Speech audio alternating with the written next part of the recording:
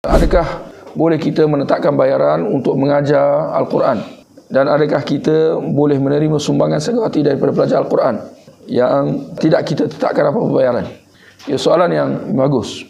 Kaedahnya, apa sahaja ibadah maka tidak boleh ditetapkan bayaran, atau apa yang kita istilahkan sebagai upah. Kita tetapkan upah. Seperti solat, tak boleh kita nak tetapkan upah. Kalau dia nak kita solat, ni kena bayar sekian-sekian. Demikian azan, ikamat. Kalau kita perhatikan, muazzin di masjid-masjid, surau-surau, azan itu adalah ibadah. Justru tidak boleh dia menetapkan bayaran atau upah yang tertentu, kerana itu adalah ibadah. Demikian mengajar Al-Quran, ibadah atau tidak? Semestinya. Bahkan ia adalah antara sebaik-baiknya yang mengajarkan Al-Quran kepada orang lain.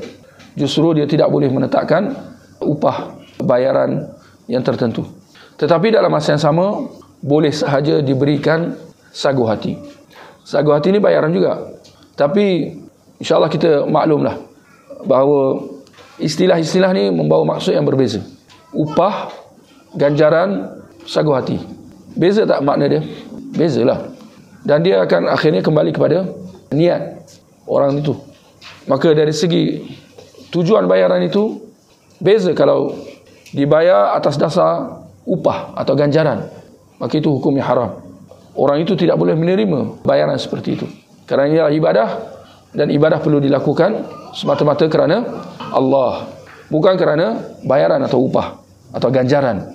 Sedangkan ganjarannya ialah di sisi Allah dalam bentuk pahala dan syurga.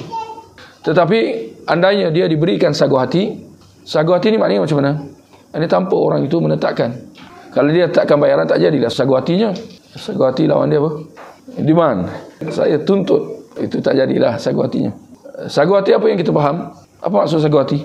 Bayarlah seikhlas hati. Ya, itu bukan tak jadi ikhlas, jadi macam tu. Kerana dia dah tuntut dah.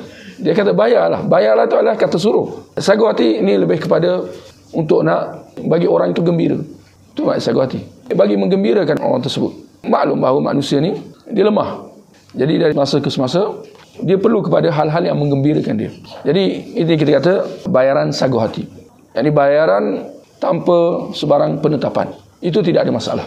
Demikian kalau pihak berkuasa menetapkan gaji bagi imam ratib atau muazzin di masjid atau bagi pengajar Al-Quran, itu tidak ada masalah. Kerana memang itu antara tanggungjawab penguasa untuk menyediakan orang-orang yang seperti ini. Tapi andainya kalau orang ramai, mereka melantik seorang muazzin dengan diberikan sagu hati, atau mencari seorang guru Al-Quran diberikan sagu hati, itu juga tak ada masalah.